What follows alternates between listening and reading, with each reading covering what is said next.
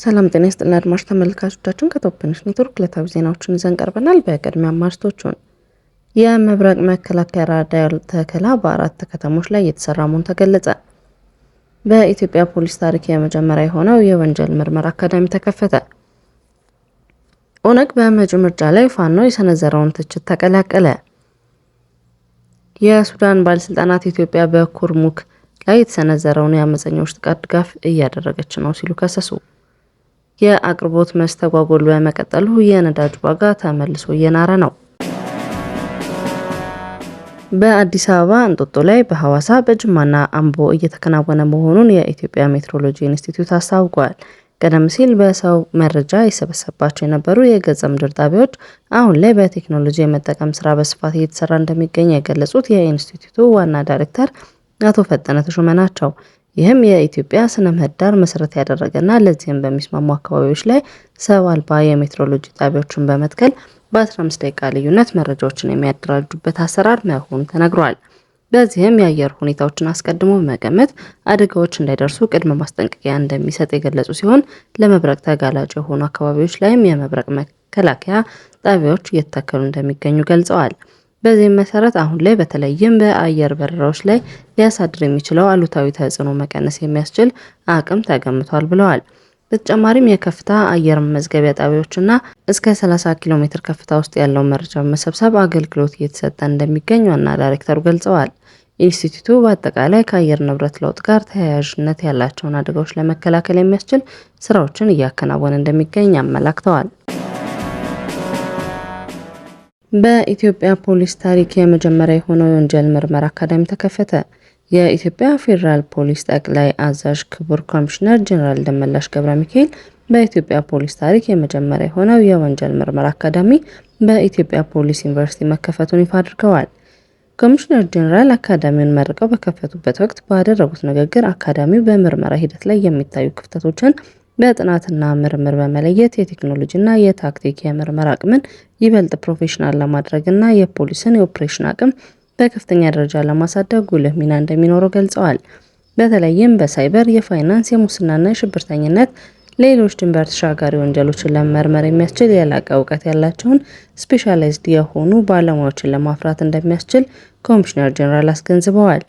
የወንጀል ምርመራ አካዳሚው የሚሰጠው አገልግሎት በኢትዮጵያ ፌዴራል ፖሊስ ብቻ ተወስኖ የሚቀር ሳይሆን የሀገራችን የፖሊስ ተቋማትን ባለፈ ለአፍሪካ ሀገርም ጭምር ትምህርትና ስልጠና ለመስጠት የሚያስችል አቅም እንደሚኖረው ገልጸዋል።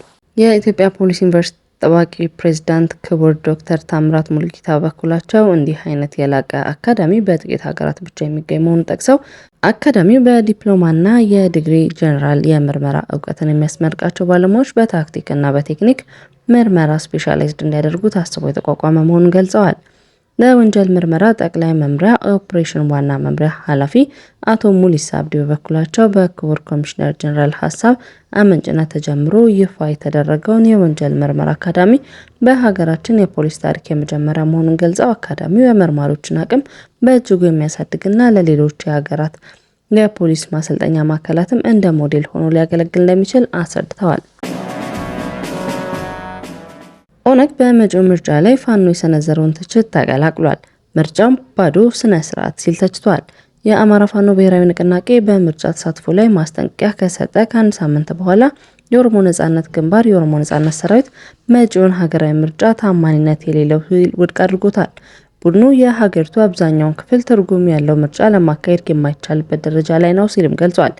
ቡድኑ መጋቢት 14 2018 ዓ.ም ባወጣው መግለጫ ምርጫው ለውጪ ዓለም ፍጆታ ተብሎ የሚዘጋጅ ትዕይንት ሆኗል ያለ ሲሆን ከሀገሪቱ 70% በላይ የሚሆን አካባቢ ታማኝነት ላለው ድምጽ አሰጣጥ ምቹ እንዳልሆነ ተናግሯል።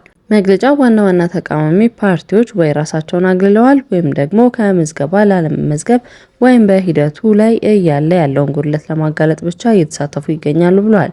በሂደት ውስጥ የቀሩት ፓርቲዎች ሙሉ በመንግስት የተፈጠሩና ከመንግስት ጋር የተቆራኙ ናቸው ሲለው አክሏል። ቡድኑ ሊደረጉ ስለሚችሉ ህገ መንግስታዊ ማሻሻያዎችም ስጋቱን የገለጸ ሲሆን ይህም ወልቃይትን ጨምሮ በኦሮሚያና በአማራ ክልሎች ውስጥ ለፖለቲካ ፍላጎት ሲባል አዳዲስ ክልሎችን ለመፍጠር ሊያገለግል ይችላል ብሏል። የሱዳን ባለስልጣናት ኢትዮጵያ በኩርሙክ ላይ የሰነዘረው የአመፀኞች ጥቃት ድጋፍ እያደረገች ነው ሲሉ ከሰሱ። የሱዳን ባለስልጣናት የኢትዮጵያ ፈጥኖ ደራሽ ኃይሎችና የሱዳን ህዝብ ነጻ አውጪ ንቅናቄ ጥምር ኃይሎች በስትራቴጂካዊቷ የድንበር ከተማ ኩርሙክ ላይ ለሰነዘሩት አዲስ ጥቃት ድጋፍ አድርጋለች ሲል መክሰሳቸውን ሱዳን ትሪቡን ዘገበ። የዜና ምንጩ የጠቀሰው የሱዳን መንግስት ባለስልጣናት እንደገለጹት ኢትዮጵያ ከሁለቱ አማጺ ቡድኖች ጋር ትስስር ያላቸው ታጣቂዎችን በግዛቱ በኩል እንዲንቀሳቀሱ በመፍቀድ ጥቃቱን ደግፋለች ብለዋል። ምንጩ አክለውም የጦር አሽከርካሪዎችን የኢትዮጵያ አሶሳ ተነስተው ጥቃቱን ከመሰንዘራቸው በፊት ወደ ድንበር አካባቢዎች መጓጓዛቸውን ገልጸዋል። በኩርሙክ ዙሪያ ውጊያ ጠንከር ያለ ሲሆን በርካታ ግንባሮች ግጭቶች እየተካሄዱ መሆኑ ተዘግቧል። የሱዳን ህዝብ ነጻ አውጪ ንቅናቄ ሰሜን ከከተማዋ 20 ኪሎ ሜትር ርቀት ላይ በምትገኘው ጂሩት አቅራቢያ የሱዳን ጦር ክፍሎችን መደምሰሱን፣ የጦር መሳሪያዎችን መማረኩና መኮንኖችን በቁጥጥር ስር መዋሉን ገልጸዋል። ሌሎችም ወታደሮች ወደ ኤዳማዚን ማፈግፈጋቸው ተነግሯል። የአቅርቦት መስተጓጎል በመቀጠሉ የነዳጅ ዋጋ ተመልሶ እየናረ ነው። ፕሬዚዳንት ዶናልድ ትራምፕ በቅርቡ ስምምነት ሊደረስ ይችላል በማለት የሰጡት መግለጫ በማስተባበል ኢራን ጦርነቱን ለማቆም ከአሜሪካ ጋር ምንም አይነት ድርድር አላደረኩም ማለቷን ተከትሎ የነዳጅ ዋጋ ጭማሪ ማሳየቱን ቀጥሏል። የዓለም አቀፍ የነዳጅ ዋጋ መለኪያ የሆነው የድፍድፍ ነዳጅ ዋጋ በ1.8 በመቶ በመጨመር አንድ በርሜል $101.77 ደርሷል። ጦርነቱ የካቲት 1 2018 ዓ.ም ከመጀመሩ በፊት አንድ በርሜል ድፍድፍ ነዳጅ $66 ነበር። እንደ ዓለም አቀፍ የኢነርጂ ኤጀንሲ መረጃ ከሆነ በኢራን ላይ እየተካሄደ ያለው የአሜሪካና እስራኤል ጦርነት በታሪክ ከፍተኛ የተባለውን የነዳጅ አቅርቦት መስተጓጎል አስከትሏል። ባለፉት ጥቂት ቀናት ኤጀንሲው ለተጠቃሚዎችና ለንግድ ተቋማት መመሪያ ያወጣ ሲሆን ጂኦፖለቲካዊ ስጋቶችን የድፍድፍ ነዳጅን ብቻ ሳይሆን የናፍጣ፣ የቤት ማሞቂያና የአውሮፕላን ነዳጅ ዋጋን በፍጥነት እያናሩት በመሆኑ ሰዎች ጉዟቸውን እንዲቀንሱ፣ በቤታቸው ሆነው እንዲሰሩና ለምግብ ማብሰያ ከጋዝ ይልቅ ኤሌክትሪክ እንዲጠቀሙ ምክረ ሀሳብ አቅርበዋል። አድማጭ ተመልካቾቻችን ከቶፕ ኒውስ ኔትወርክ ላይ ያዝናቸው ዜናዎች እነዚህ ነበሩ። መልካም ቆይታ።